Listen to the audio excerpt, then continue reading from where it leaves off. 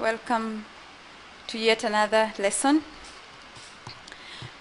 We are going to cover a grammar lesson today, and I hope you will really enjoy.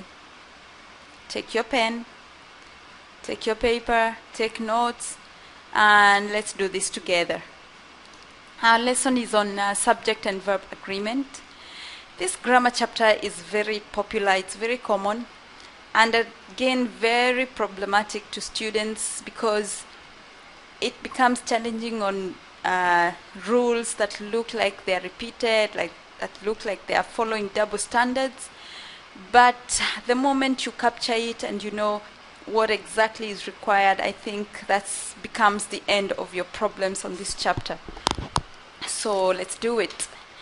And the sole purpose of this chapter is to help you understand how subjects and verbs agree. Of course, from the title of this chapter, it tells you that it's all about trying to combine subjects and verbs in a proper agreement manner. That the way they look, the way they are combined, they definitely have to agree to some sense. In this case, the word number here refers to singular or plural, and the verb and the subject being the basic part of a sentence. Definitely those are the two things that tell you what you are actually doing in a sentence, which affects you even when you are writing. Some of your written sentences are sometimes humorous when you read the subject was singular, but suddenly the verb is plural, and we suddenly do not know exactly where we are going. Are we one? Are we many? And it's exactly what number means. And a singular noun asks for a singular verb. And once again, a plural verb asks for a plural. A plural subject asks for a plural verb. And you can see that if those two sets of words agree, then you definitely have an agreement between your subject and your verb. Now, a note here for you to remember and to use in this chapter is that this present tense of singular verbs usually takes an S or an ES. The present tense of the singular forms of verbs usually take an S or an ES at the end. So you will have an example here. If it is in singular, it says the poet explores. The poet explores beauty. In its plural, the verb explores drops the S. So the sentence becomes poets explore beauty. Another example, the theme touches readers. Touches, our verb here, contains an ES. In plural, the verb drops the ES and it becomes the themes touch readers. Yet another example, Robert Frost writes about farms. Robert Frost writes about farms. Our verb writes here contains an S at the end. When it becomes plural, it drops an S and becomes Frost and Robinson write about farms. And on the same sense, verbs and subject pronouns must also agree. Other than subjects that are nouns, even when they are pronouns, they equally must agree. The chart here helps you to see how the verb changes. Once again, in the present tense, the S ending is used with the subject pronouns that are singular, it, he, and she. I read, plural is we read. You read, plural remains you read. He or she or it reads, the plural becomes they read. So you can see that when you come to the singular, it, he or she, we retain the S. Like we said, plural form of verbs take S or ES. That's singular. Singular forms of verbs take S or ES. Take a minute and solve the exercise right here. Pause here. Solve the exercise here just to help you capture the few concepts that we have learned, and keep the answers aside just to counter check at the end that you captured what was necessary as per the rules. Sometimes we have a problem to locate the subject. Sometimes it is not so easy to see where the subject is in a sentence, most likely because of the structure of that sentence. It is not a simple sentence. Sometimes it is a complex sentence, or it is introduced using an adverb that is a bit confusing. And it is easy making the subject and the verb agree when the verb directly follows the subject. That's easy. The verb is after the subject. It's direct, there are no complications. But sometimes there is a prepositional phrase between the subject and the verb. You have a prepositional phrase between the subject and the verb, and there goes the complication. It looks like it is part of the subject. It looks like it should be considered. And look at our examples here. We have the city, in all its moods, inspires poets. Versus another example, the cities of the Midwest inspire poets. Once again, the city, this is singular, in all its moods, inspires poets.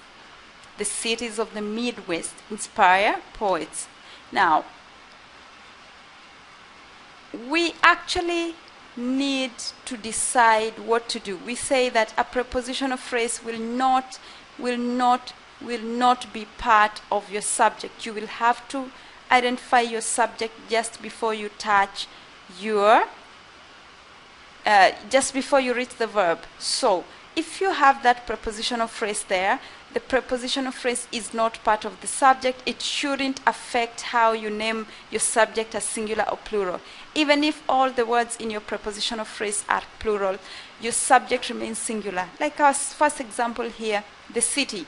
We do not mind the word moods in the prepositional phrase. It is singular because of the word city. And again, the cities, despite the prepositional phrase of the Midwest, remains plural because we are concerned about the word cities here, and its verb is inspire. Yet another problem that is posed in sentences. Some sentences begin with here or there. Here or there can never be subjects of sentences. Sentences just begin with these words, but that doesn't mean that these are the subjects of your sentence. You actually need to look for the subject after the verb in this case. Look for the subject after the verb. An example here, there is a great poem about Chicago. There is a great poem about Chicago. The sentence begins with the word there. And we said in this type of sentences, begin your sentence, look for the subject of your sentence after the verb. So you will find the verb is. What follows is your subject, a great poem. To most easily, even more easily, to identify the subject, rearrange the sentence in the normal word order of sentences. A great poem there is about Chicago. A great poem about Chicago there is. Rearrange the sentence so that your sentence begins with your subject, and there you will notice that it's going to be automatic for you where you have subject and verb and so on. It will help you. You will eliminate the word there at the beginning of the sentence, and it therefore becomes easy for you to identify your subject. Another problematic situation is posed by interrogative sentences, whereby a helping verb comes before the subject. Here, the subject is going to be found between the helping verb and the main verb. Notice that the interrogative sentences, or even more easily questions, will not begin with subjects. They begin with probably the verb of that sentence or a WH word. And for you to identify the subject, you will find it between the helping verb and the main verb. Do these poems interest you? You have your main verb and you have your subject there after the helping verb. You can check the subject-verb agreement once again by changing the sentence into a declarative sentence. Turn the sentence, change it, make it a declarative sentence.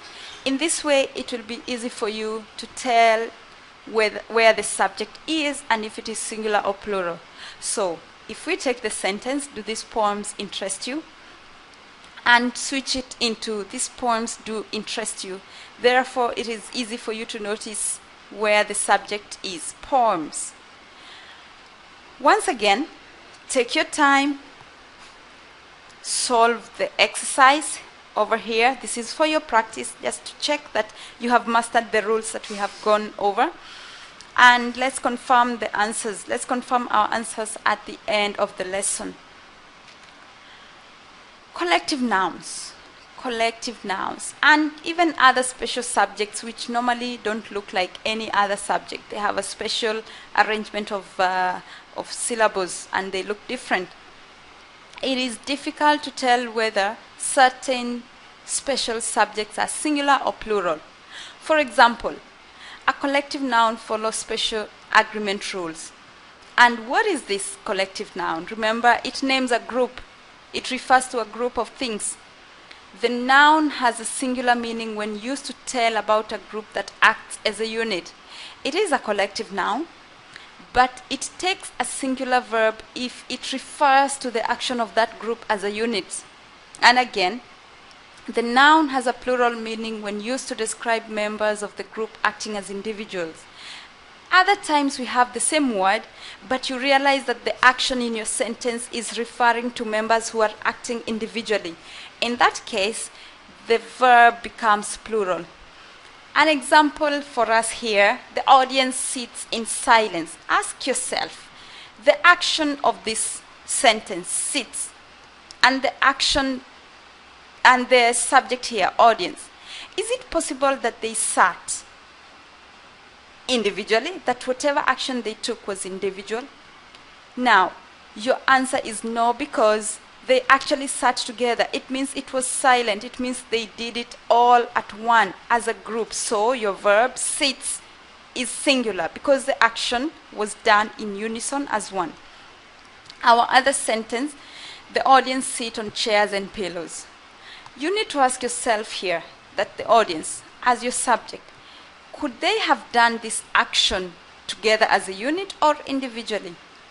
And now that that word is followed by chairs and pillows, we definitely know that they did it individually. Everybody sat on a chair, everybody took a pillow, and so they acted as individuals. It is therefore as individuals, and it takes sit, which is our plural verb.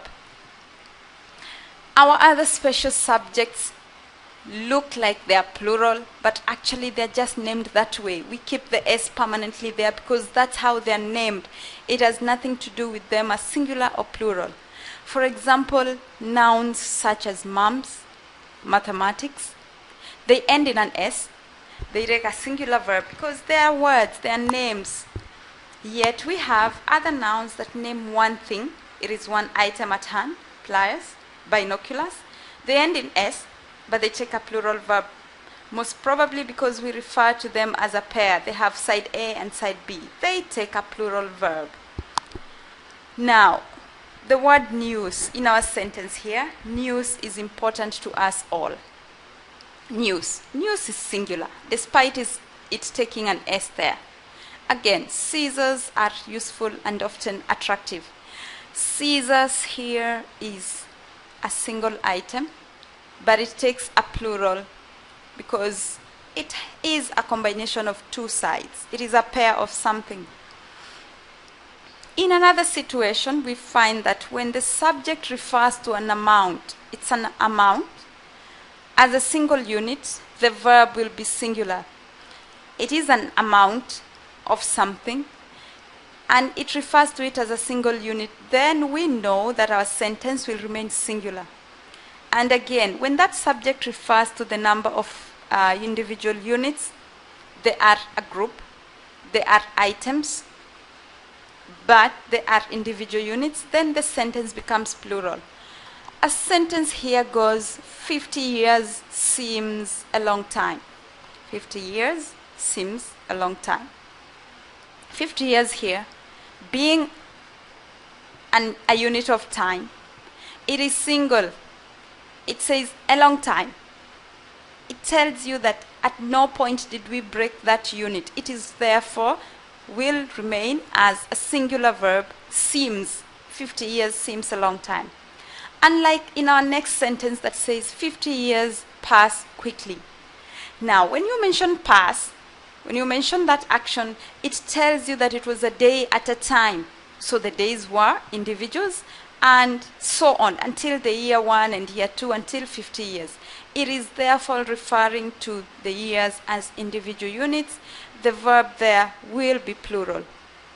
Another example, $5 is the admission fee. $5 is the admission fee. Now, $5 here is what you will give. It is a single unit. It is an amount of money that is asked at once. It is actually a singular sentence. The subject there is singular. It will take is singular. Unlike our next sentence that says $5 are on the table. $5. $5 here is something that is individually lying on the table. $1 here and $1 there. Until it is all $5.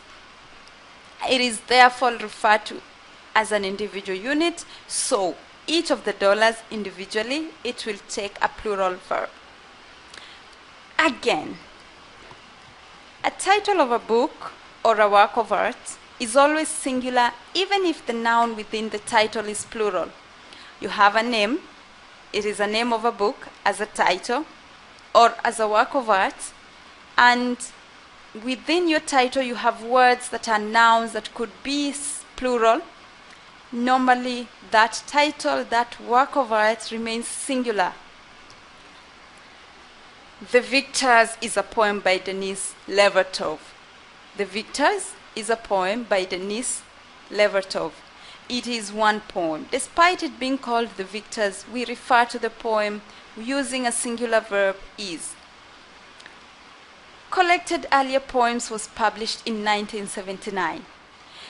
We have the word poems in the name of the collection, Collected Earlier Poems, but the word Collected Earlier Poems is referring to one book. We therefore will retain was as our singular verb. Pause at this point, solve the exercise in front of you, go through it, go through the rules once again, and at the end of our lesson, we are going to see what your answers were and if they match with the expectation or follow the rules as per what we are discussing. We move on to the indefinite pronouns, which are subjects in a sentence. And we say that an indefinite pronoun is a pronoun that does not refer to a specific person, place, or thing. It is indefinite because it doesn't refer to any particular thing or person or place. And some of those indefinite pronouns are singular, others are plural. And when they are used as the subject, the verb always must agree with the indefinite pronouns. They must agree with the verb, just like any other. And most of the indefinite pronouns are actually singular. And in a moment, I will give you probably a line or a sentence that could help you remember them more easily. You can see that all that end with body, we end with thing, end with one, begin with some, begin with any, begin with every, begin with no. They are singular. And they're a bit longer because they're a combination of two words, some and body, every and one, any and thing. All those are singular. All those indefinite pronouns that are a combination of two words, they are singular.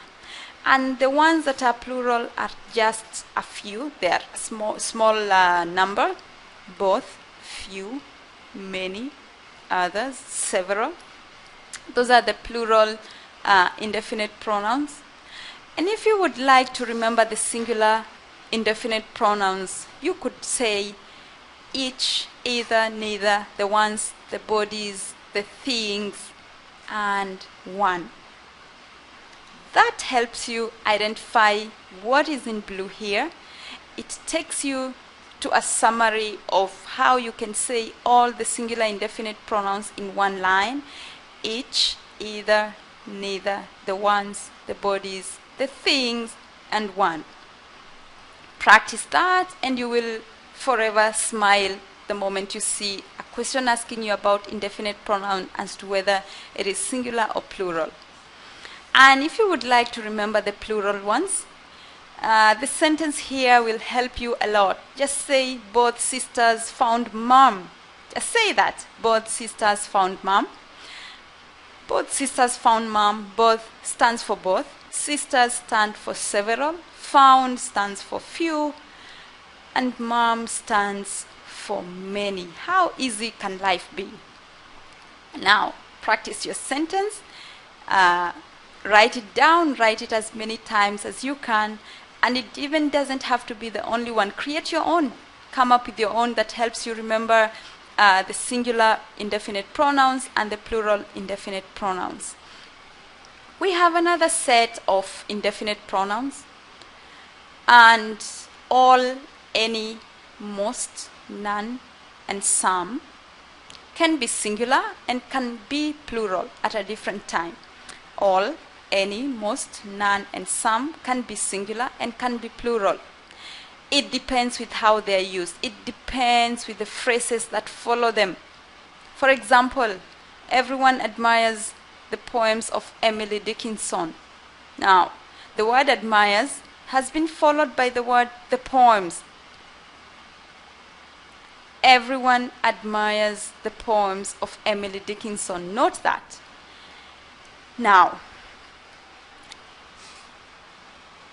another example, many of the poems deal with death and love. Many of the poems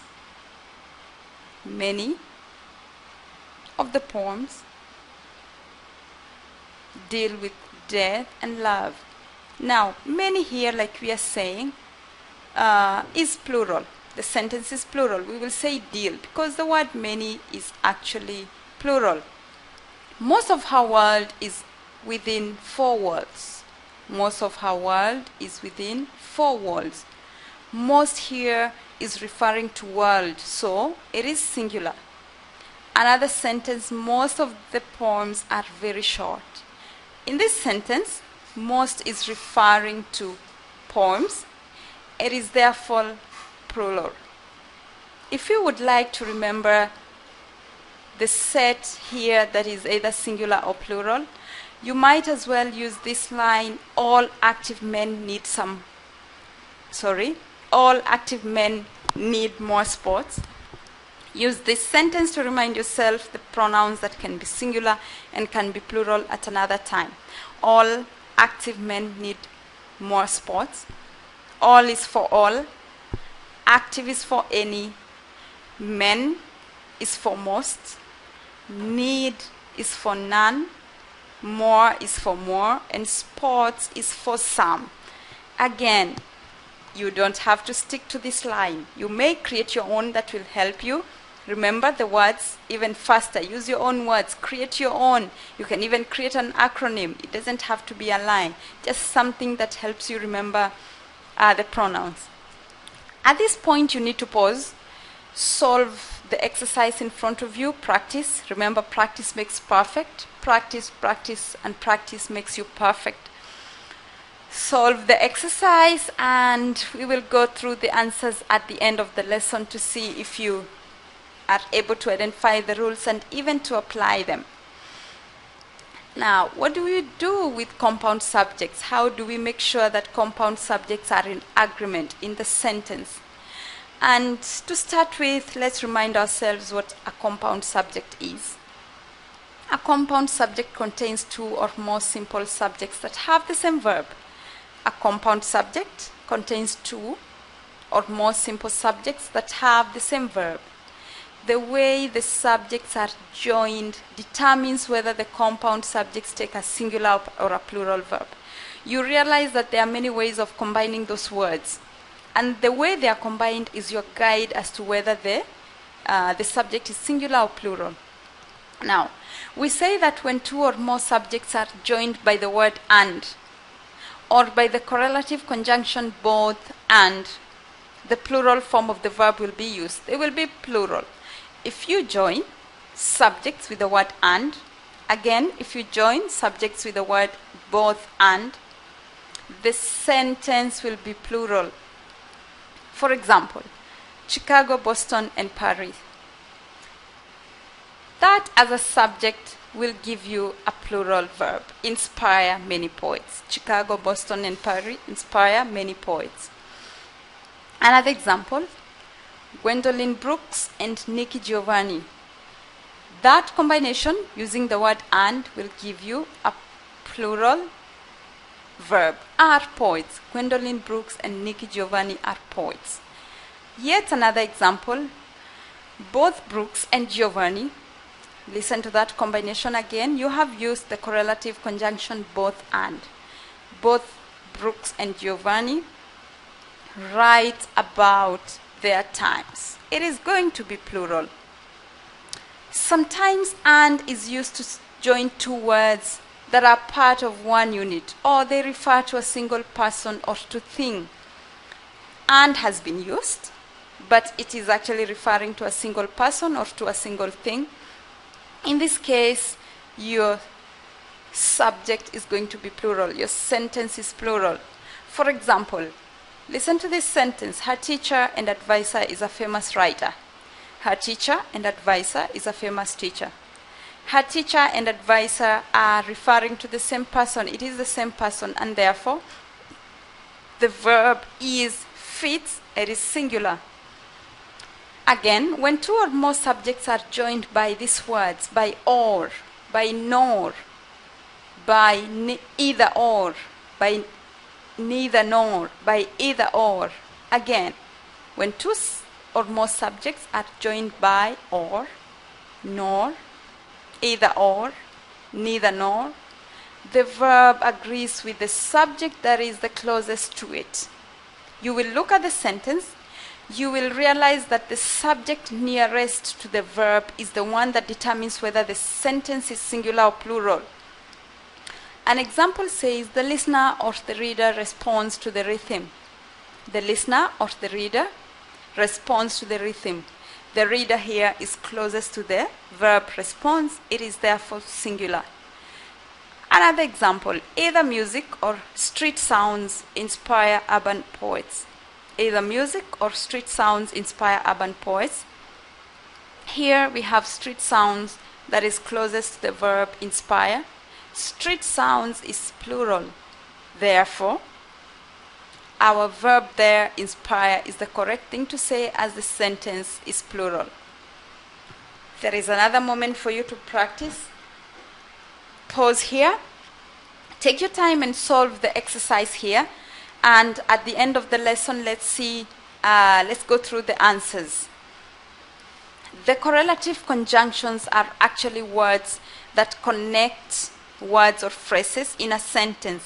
They are called correlative because they relate two sides of a sentence. There is a left side, and then a conjunction, and then there is the right side. This is a correlative conjunction. These are 4 in number. We have both and, either or, neither nor, not only but also, and they will always give you two sides of a sentence like this. You have both New York, that's 1, and Paris, that's 2.